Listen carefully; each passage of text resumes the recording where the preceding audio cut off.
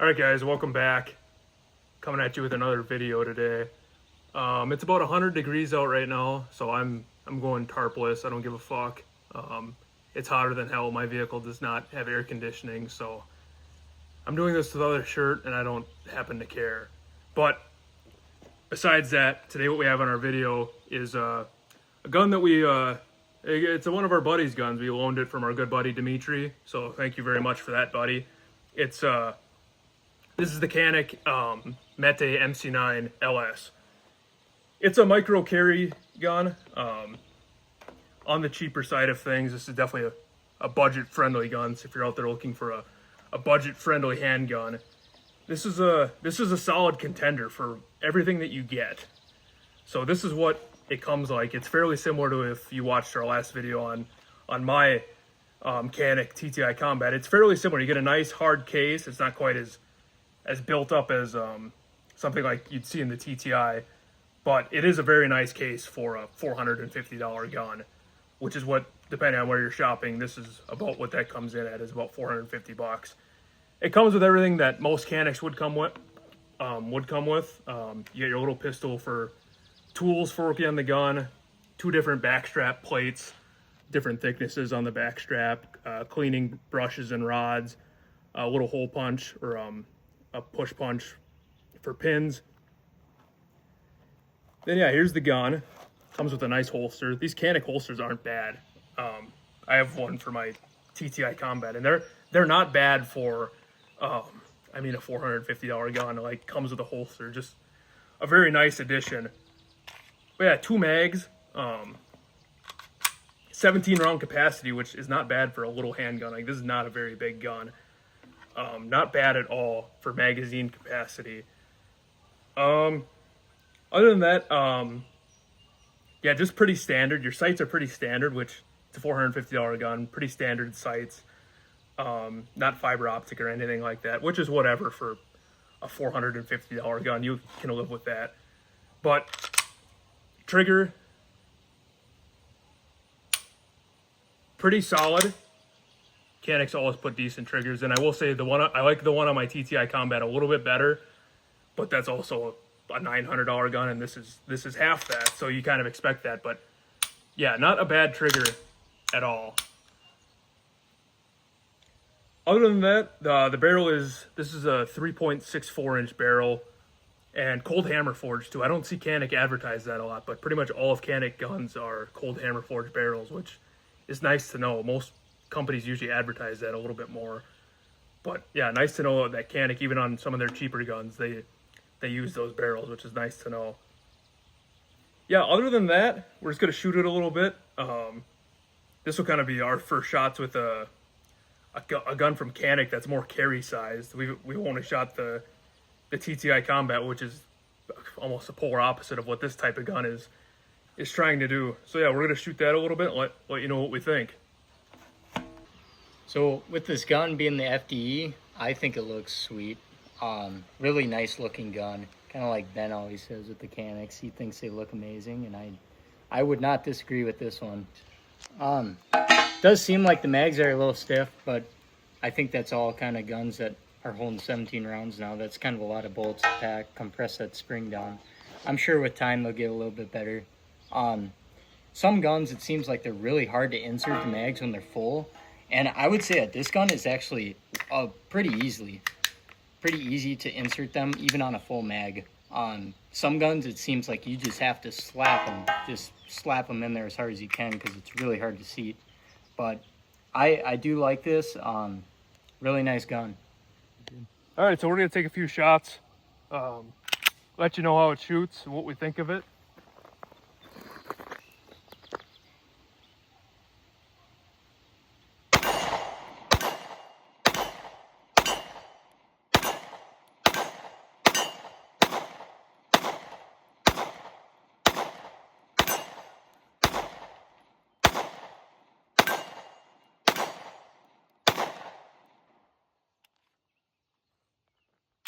Not a bad shooting little gun.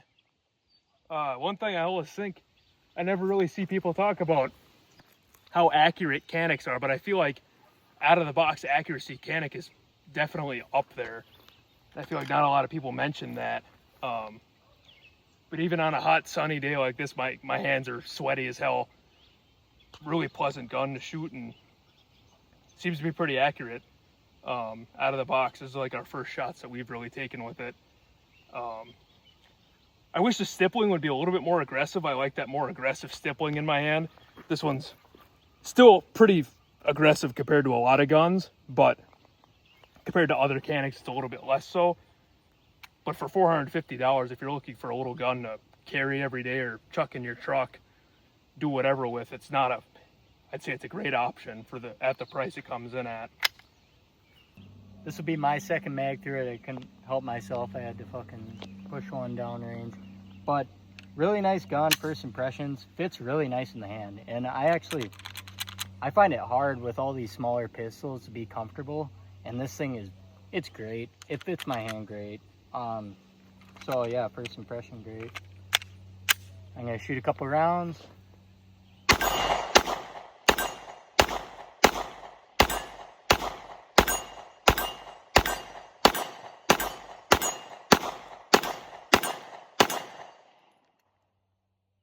Not bad at all. It's definitely a shorter barrel, so a tad bit snappy, and like Ben said, my hands are sweating so bad where maybe it's just that where I'm losing grip, and it's making it feel a lot more snappy than it actually is. But I think it's a really good shooter, and kind of like he said, for a $400 gun, I would definitely get one to toss in the vehicle. Really nice. It reminds me of a Glock quite a bit. So yeah, pretty reliable. I mean, we just shot in total maybe 80 rounds. Better trigger than a Glock, Yeah, though. Definitely better. Better trigger, but similar. Maybe I'm overshooting on 80 rounds. Closer to 50 now. But no, we've had 0 malfunctions, and this thing has not been broken in at all. This is straight out of the box. So, all right, we got some clays set up, and hopefully show you just maybe how accurate this little gun can be. I'm gonna take a mag, and any of them I miss, we'll have Ross come through with another mag and clean them up, but I'm gonna try and get all of them in one mag.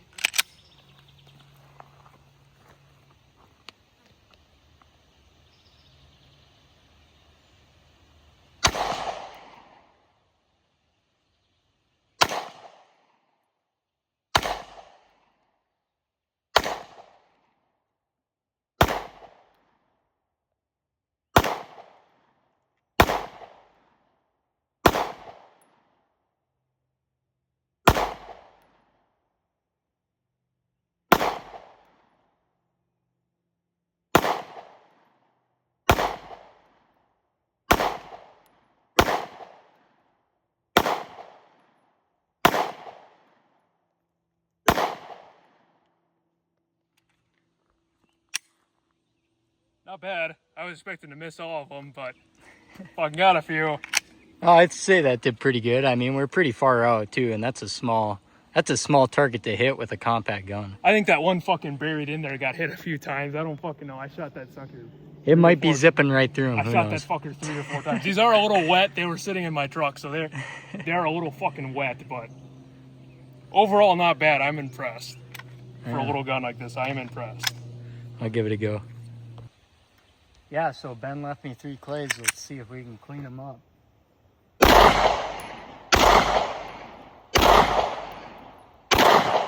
Not looking hot.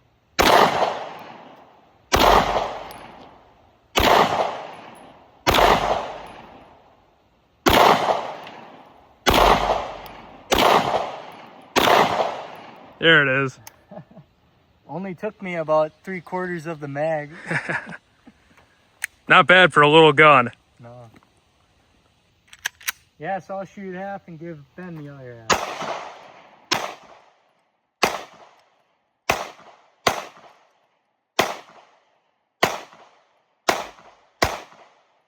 Shooting the center.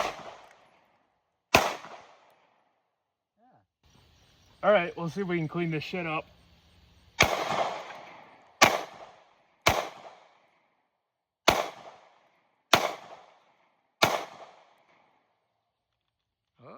Well, I'm out. Oh, wait. No, I'm not. Always go double. Always go double. Always have a spare mag in your pocket. Oh, shit. Dusted him. Fucking flew away. There he goes. He's on the run. There's a couple fucking wounded ones laying in there. Let's see if we can pick them off. There it goes. I think that's all of them. I think so. Maybe you should expend that magazine on that steel over there. Okay.